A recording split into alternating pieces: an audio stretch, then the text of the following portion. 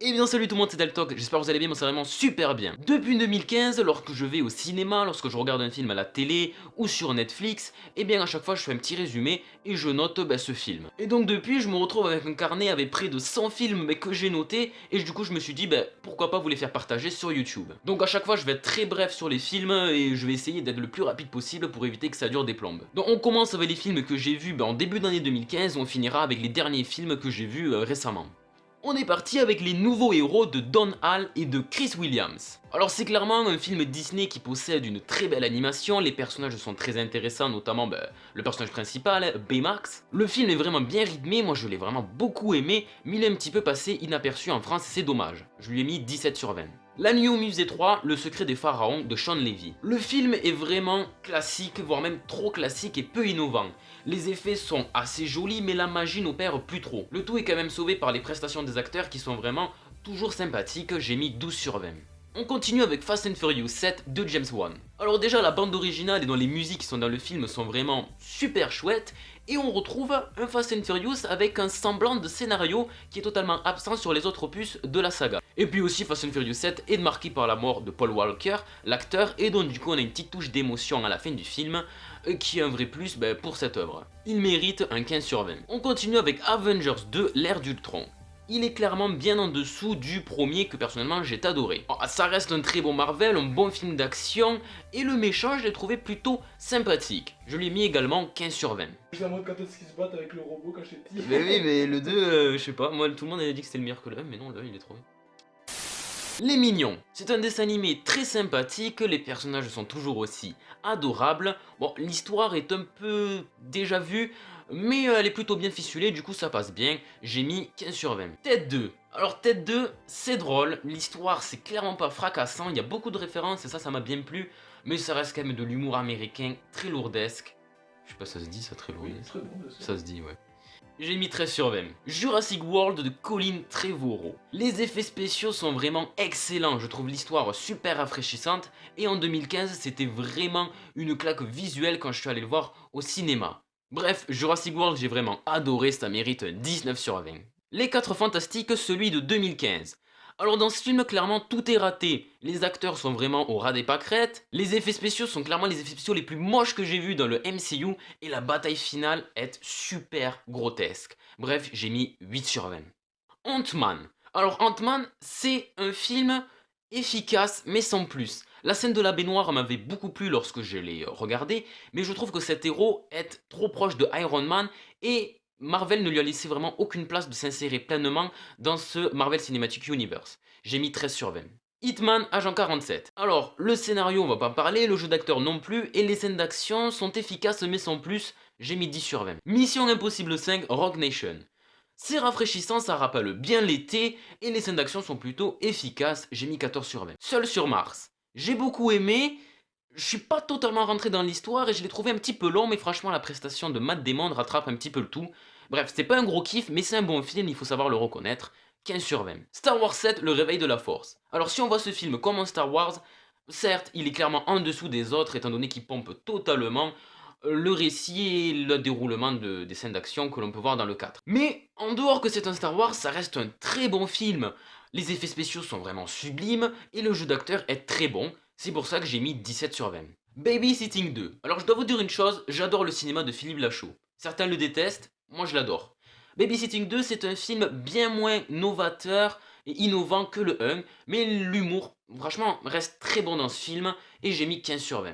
Pixel. Alors le film avait un bon potentiel, les bandes annonces présageaient quelque chose de très bien, mais en fait c'est juste un putain de gâchis d'argent. Voilà, tout simplement, j'ai mis 9 sur 20. T'as été généreux avec ton œuf, gros. Ouais, Tu bon, chies mais avec ça le- va quand même. C'est mieux que les 4 Fantastiques. Oh. On enchaîne avec la trilogie des Very Bad Trip dans le 1, le 2 et le 3. Dans le 1, j'ai mis 16 sur 20. C'est celui qui a amené cette idée de Very Bad Trip tout simplement. Donc j'ai beaucoup aimé, le scénario est très bon. Et même les gags sont vraiment bien réussis.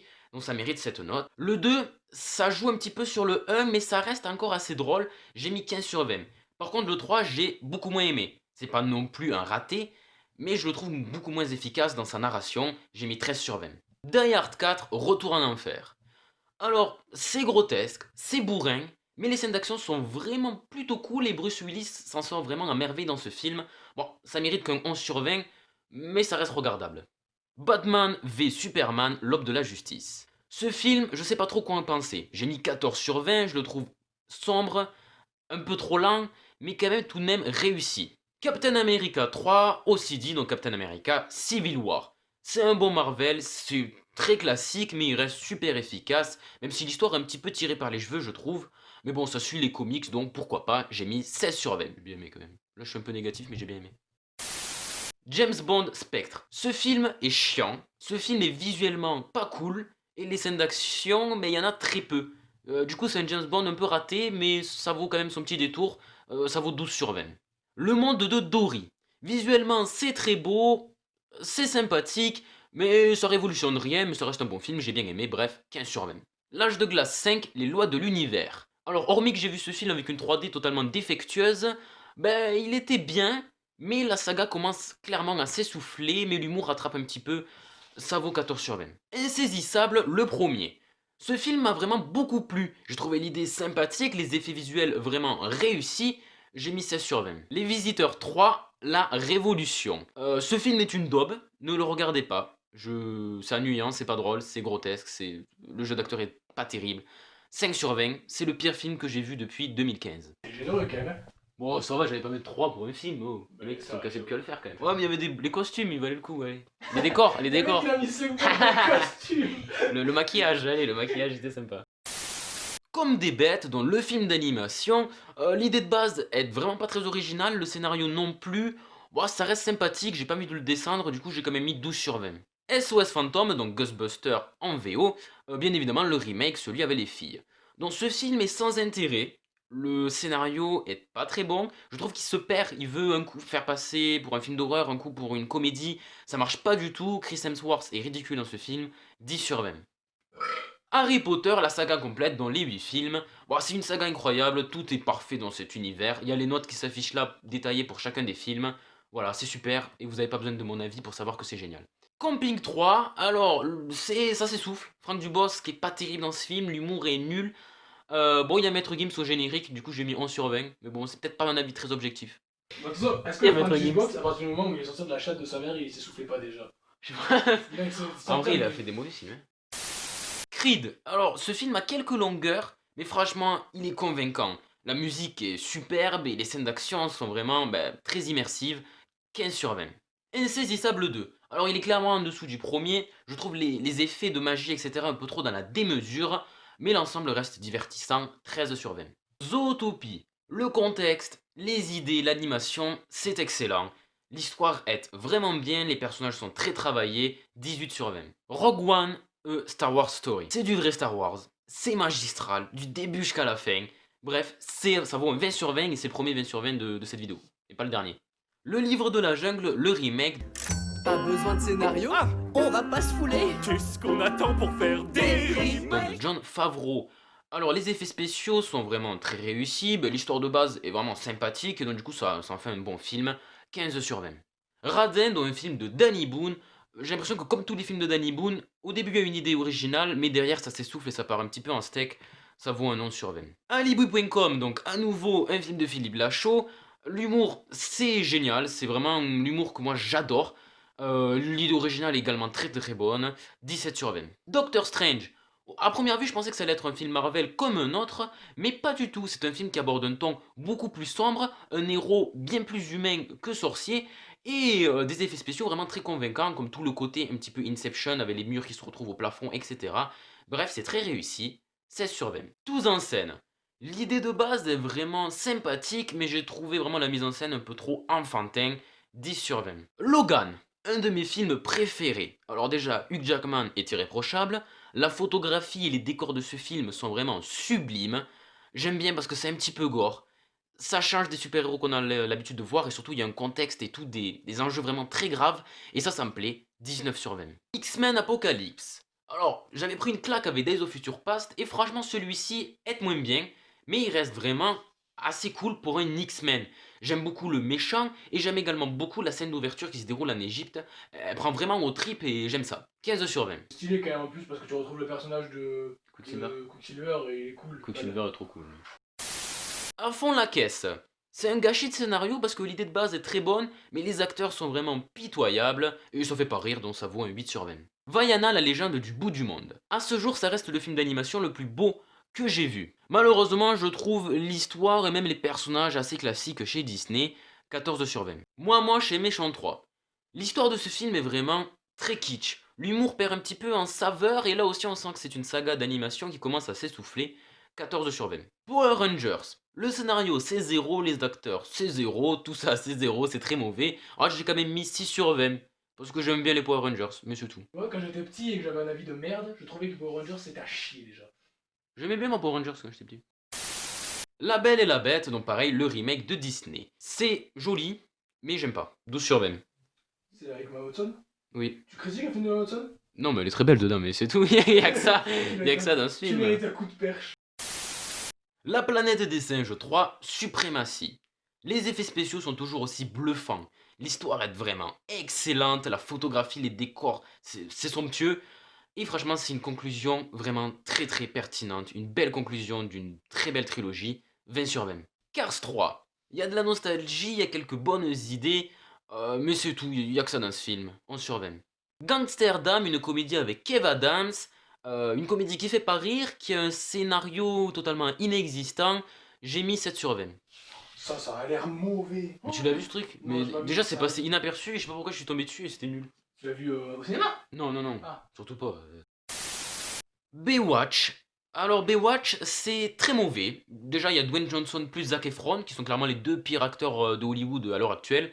Dans le résultat c'est navrant, c'est pas très beau, c'est pas intéressant. Il y a 2-3 scènes d'action qui valent un petit peu le détour d'aller voir ce film, mais c'est tout. 9 sur 20. Spider-Man Homecoming. Ce film, il y a une impression de déjà-vu dessus. Le méchant, il y a un très bon acteur, mais je trouve qu'il a vraiment pas trop sa place dans ce film. Il y a très peu de scènes d'action, on sait pas ce que vient foutre Iron Man dans cette histoire. 11 sur 20. Homecoming, c'est le premier là? Ouais. Oh, mais mec, 11 sur 20. Ça, mec, moi j'y mets 4 pour ce film. Ah ouais. Non, mais qu'est-ce que c'est mauvais, bordel de Non, mec, attends, excuse-moi. Mais attends. Star Wars 8 et les Derniers Jedi. Alors, ok, l'histoire stagne et il a plein de défauts. Mais déjà, je trouve que c'est du très bon Star Wars. Les effets spéciaux sont sublimes. Bon, il y a des scènes scandaleuses, je vous spoil pas, mais si vous l'avez vu, vous savez ce que c'est. J'ai quand même mis 18 sur 20. Mais peut-être qu'en y repensant, c'est vrai que j'ai mis 18 sur 20 en sortant du cinéma. Mais peut-être qu'aujourd'hui, ça vaudrait peut-être qu'un 16 sur 20. Mais bon, après, est-il moins bon que le 7? Je sais pas. Valérian et la cité des 1000 planètes. Alors déjà, je tenais à féliciter Luc Besson de s'acharner coûte que coûte pour faire un blockbuster en France. Ce film a explosé totalement tous les budgets donc de EuropaCorp, il me semble, sa société de production. Et franchement, ça en valait le coup. Alors le film n'est pas excellent, les effets spéciaux ne sont pas irréprochables, mais moi je trouvais c'est un très bon film de science-fiction. 15 sur 20. Les Tuches, donc pareil, la trilogie, bon c'est drôle, ça casse pas de 4 pattes un canard. Le premier j'ai mis 14, le deuxième j'ai mis 13, et le dernier j'ai mis 15. Parce que je trouve que c'est le plus drôle des trois. Même si je préfère le 1 peut-être. Thor 3, Ragnarok. Taika Waititi m'a vraiment convaincu dans ce film.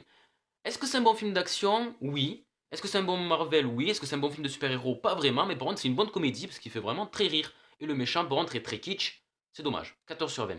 La Petite Famille, encore un nouveau film de Danny Boone. Alors je les regarde parce qu'il provoque quelques moments de rire. Mais là c'est une pâle copie des Tuches, pas très efficace. Vraiment pas très drôle non plus en fait. 11 sur 20. Avengers 3 Infinity War. Les effets spéciaux je trouve piquent les yeux. Ça fait très fond vert. C'est pas très joli. Mais sinon, ça reste un film Marvel vraiment super chouette, même un de mes préférés, étant donné que le méchant est vraiment balèze et les scènes d'action sont toujours très efficaces. 17 sur 20. Solo, A Star Wars Story. Alors je pense que beaucoup de gens vont me huer après cette critique, mais j'ai adoré Solo. J'adore Lando, j'aime beaucoup l'acteur qui interprète Han Solo. Alors peut-être qu'il y a quelques facilités scénaristiques, mais sinon j'ai adoré ce film, 18 sur 20. Jurassic World Fallen Kingdom, donc le second Jurassic World. Moins neuf et moins rafraîchissant que le premier, je trouve qu'il réussit mieux par contre sur le registre de l'horreur. Il fout un peu plus la pète que le premier qui était assez quand même familial et fun. 15 sur 20 pour cet aspect. Coach Carter, bonne prestation des acteurs, bon scénario, bonne intrigue. C'est vraiment un très bon film sur le basket que je vous conseille de regarder, 17 sur 20. Les Indestructibles 2, c'est joli, il y a de bonnes scènes d'action, il y a plein de petites références qui m'ont vraiment beaucoup plu, mais franchement, il y a une espèce de sensation de déjà-vu qui me frustre un peu, 14 sur 20. Ok, on va faire une petite pause, on en a fini pour cette première partie, et où on se retrouve directement juste ici pour la seconde partie de cette vidéo.